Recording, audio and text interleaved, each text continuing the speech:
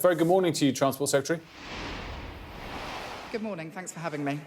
What is your reaction to these comments from the head of the National Grid? So clearly the fire that happened at a substation on the outskirts of Heathrow late on Thursday night, early on Friday morning was an unprecedented situation and very significant in terms of its magnitude. I would actually just like to take a moment to thank the firefighters who put out that blaze and indeed staff from National Grid and Heathrow who worked very quickly to get us to a place where within 18 hours of that fire starting, flights were landing again at Heathrow. I had a conversation with the Chief Executive of Heathrow on Friday morning. He told me that whilst there are multiple power supplies into the airport, the fire had created a very significant problem with respect to Terminals 2 and 4 specifically, and that there had to be some reconfiguration of power supplies into the airport.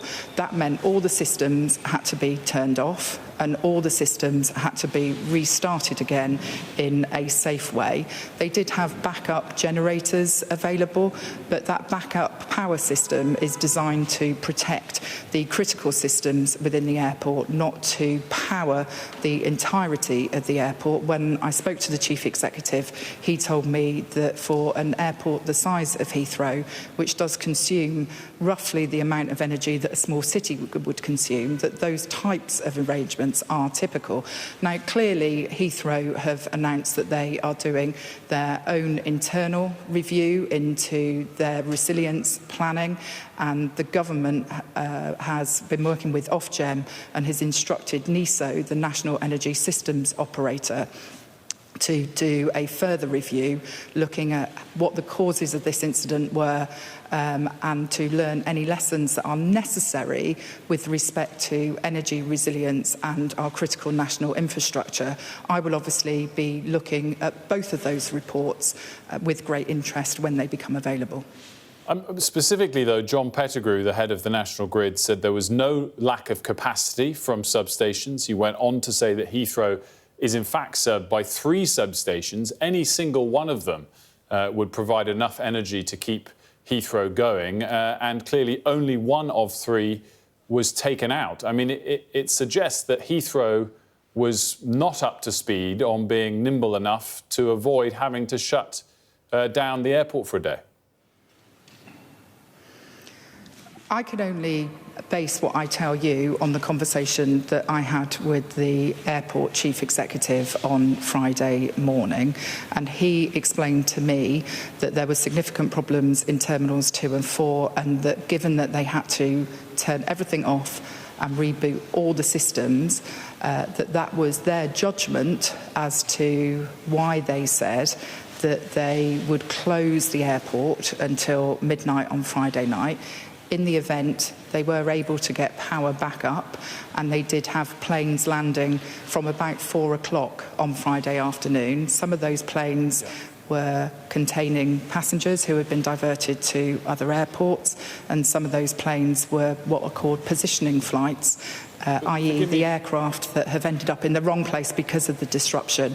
Now, I'm going to be looking very carefully at both the report that NESO provide to us and also the report that Heathrow themselves have commissioned. We do need to remember that airports in this country operate in the private sector, and it was a decision for Heathrow Airport, the company, about how they were going to respond once there was this very significant interruption to their power supply.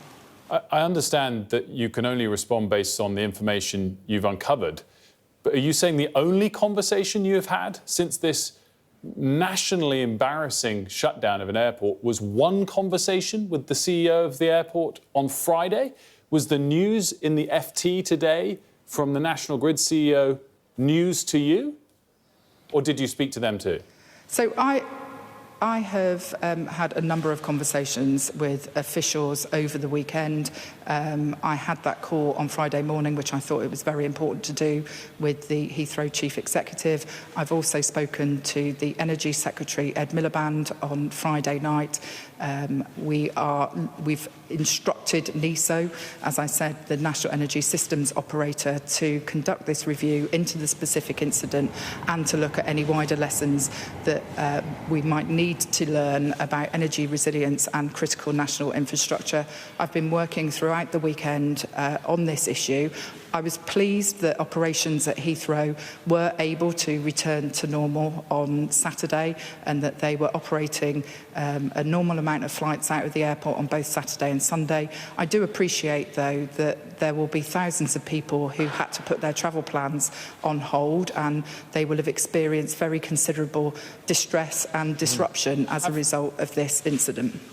It's telling that you've only had one conversation, and it was on Friday morning, with the head of Heathrow Airport. Have you specifically checked the other two substations to make sure they're safe and not compromised?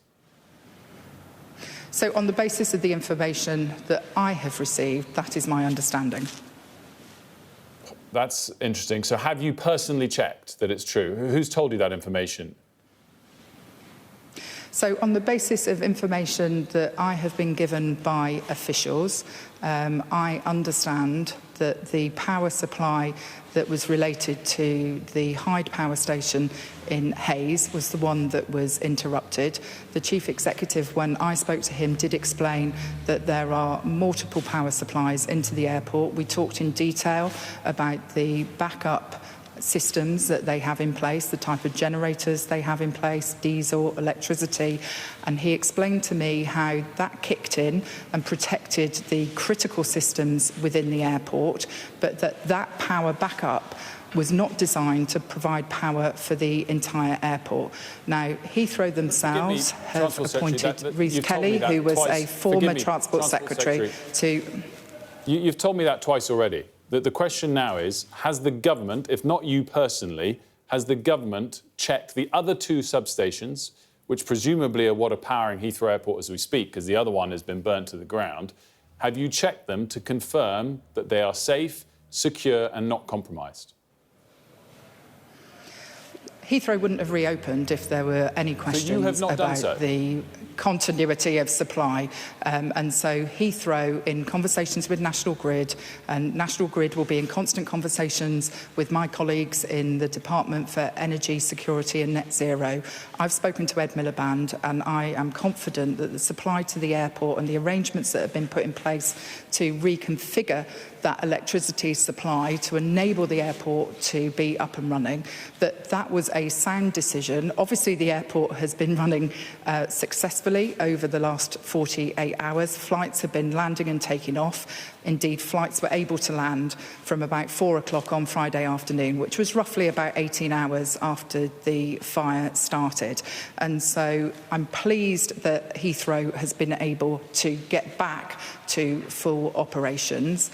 It's really important that we do learn the lessons from this, and that's why I think those two reviews that I've mentioned before, both the internal review that Heathrow have commissioned and the work that is going to be done by the National Energy Systems Operator, are going to be really critical documents to inform any lessons that we need to learn going forward. Transport Secretary, those reviews will take, I don't know how long, but at least weeks, perhaps months or longer.